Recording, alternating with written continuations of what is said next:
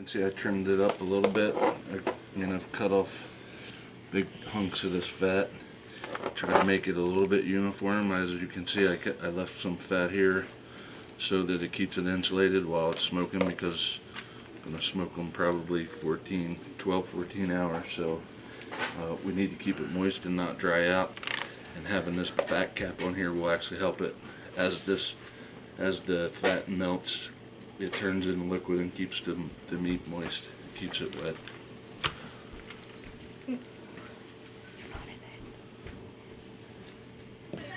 Alright, so the next step that I'm going to do is I'm going to inject. And what I'm going to do is make an injection mixture of apple juice, as you can see. Juice? Okay.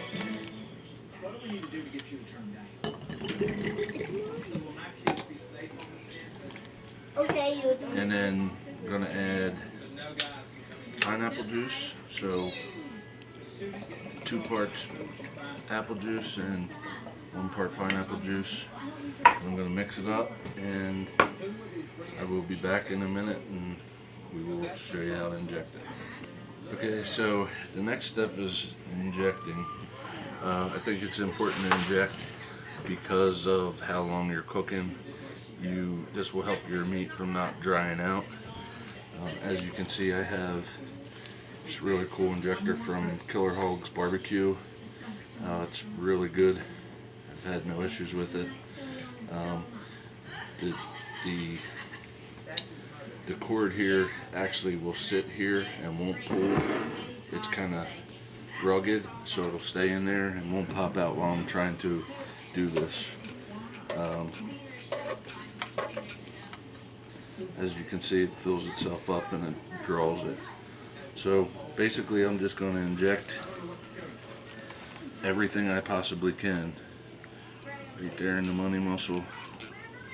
I'm going to inject it until it shoots it out, until it's full, until it can't take no more. Just inject in several different spots. As you can see, it plumping up. As you can see on this side, it's taking as much as it can there, and it's actually leaking out. So I'll go to a new spot and inject in the new spot, and that's coming out the bottom. So just hit some spots, blast it a couple times, and inject what you can.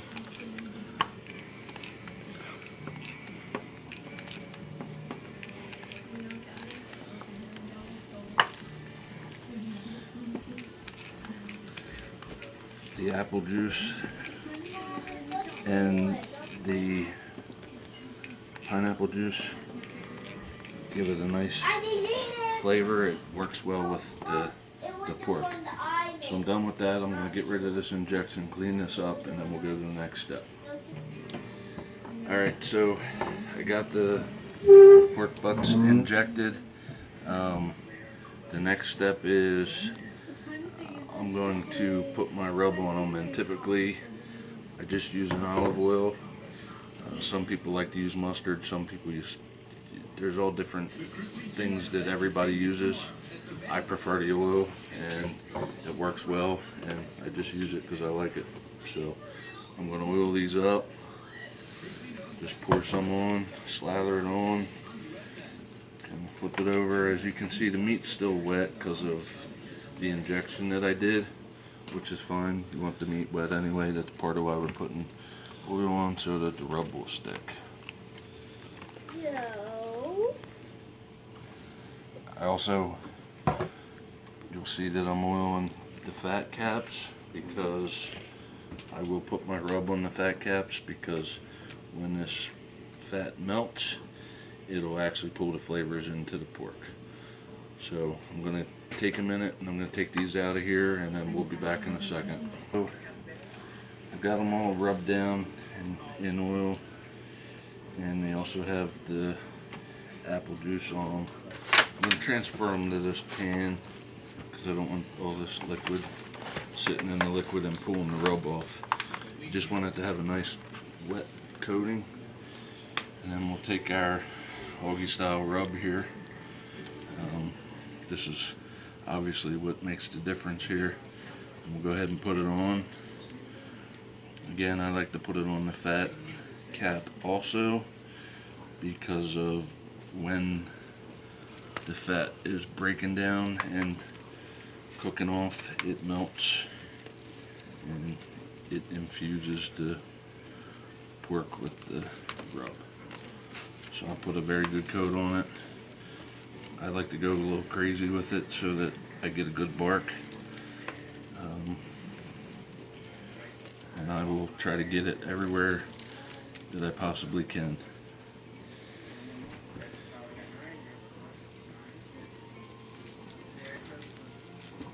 Allie, are you going to dock?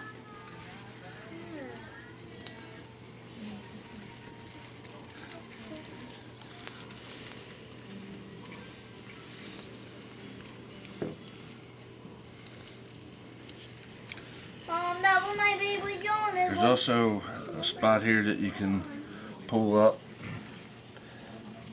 and get the rub in there. Also, you can see you got the fat in here. That's gonna cook off, and you want your rub in there so it's gonna get into the meat. So.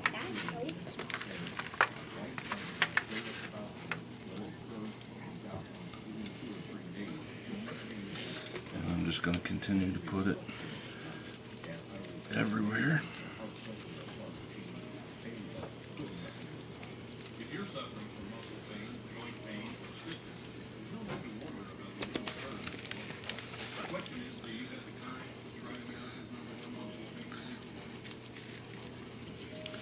And the rub will actually crust up, and it's typically referred to as bark. It gives you a great crusty flavor. The oil actually helps it form a crust, and it gives the pork an awesome flavor.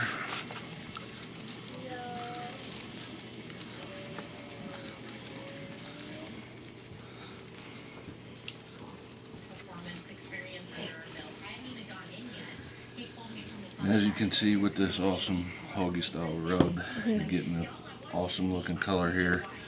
It's all getting in, absorbing into the meat. I'm going to do the other one, and I'll be back after that. Alright, so we're out here with my smoker. I'm just going to show you what equipment I have and what I'm using. I'm using a Weber Smoky Mountain. As you can see, I got the charcoal in it. I'm getting ready to go out and light the charcoal in my chimney starter.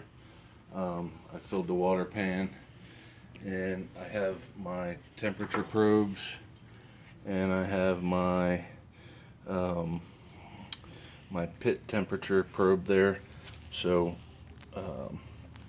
when I get everything hooked up, I will let you know, and I'm going to go ahead and start the chimney. As you can see, I have my Barbecue Guru. Hold on. As you can see, I have my temperature control. The Smoky Mountain, the Weber Smoky Mountain, is built very well, and you can control your temperatures through the dampers.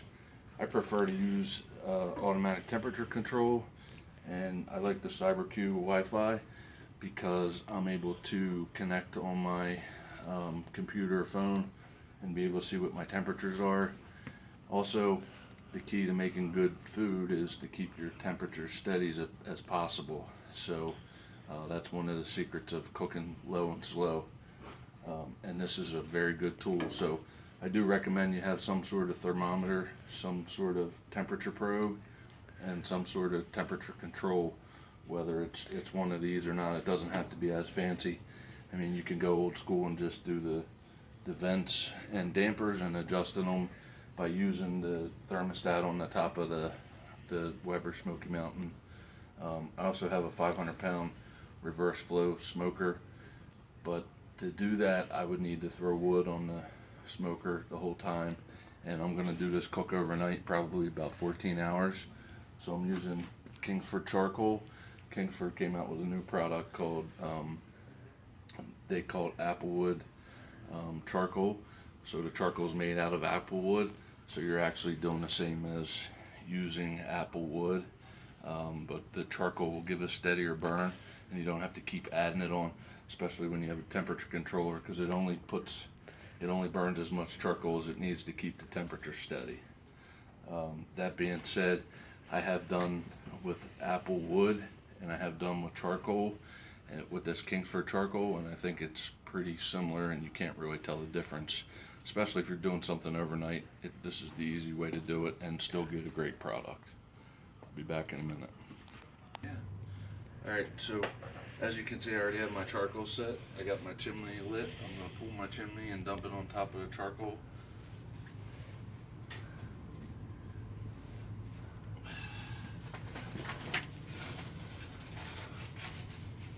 Be careful.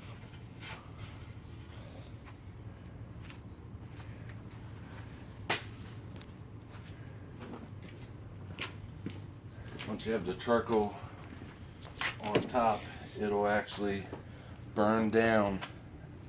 It'll burn down and actually it'll give you a good burn where it's not burning too much charcoal. So now I'll take my top and I'll set it on. And then I'll take my water pan, which I've already filled up. Actually, go back up. Go put the water pan in first so that I'm not burning my hands getting it in there. So I got the water pan in.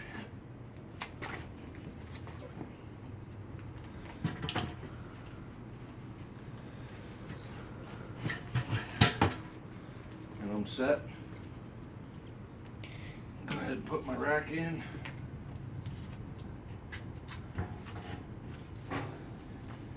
And then I have my 2 temperature probes. And I have my pit thermometer I'm going to attach to the grate. And then I'm going to put the top on.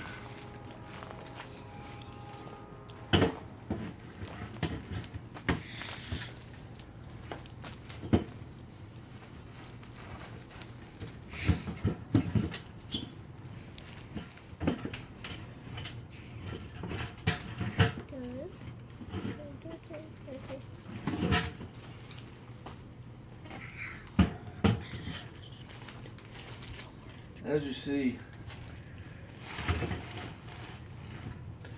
I have insulation on this. That's because 2 weeks ago it got down to like 20 degrees and I wanted to keep as much heat in as I could. And I actually found out that by using it, it controlled the temperature a lot better than I thought, so I just left it on. The next thing I'm going to do is I'm going to go ahead and take my temperature and see where I'm at. So right now the cooking chamber is at 78. I have everything hooked up. As you can see, we're coming out of the vents on the top. I'm going to adjust that a little bit. I will not touch the dampers or the vent. I will just let the barbecue guru take care of it. As you can see, the fan is right here, and as you can hear, it just kicked on to blow air in. So as it needs to bring this up to temperature, it will kick that fan on, blow air in, blow the coals, get them hot, get more heat coming through. Once it gets to 220 degrees, it will stop, the fan will stop, and every time it drops down, the fan will kick on and it'll go back up, and it'll constantly do that to maintain a temperature. It pretty much holds a temperature within 5 to 10 degrees on a normal basis, so that's why I prefer to use them. So I'm going to let this come up to temperature, and then we'll put the pork shoulders on, and then we'll go from there. I'll be back.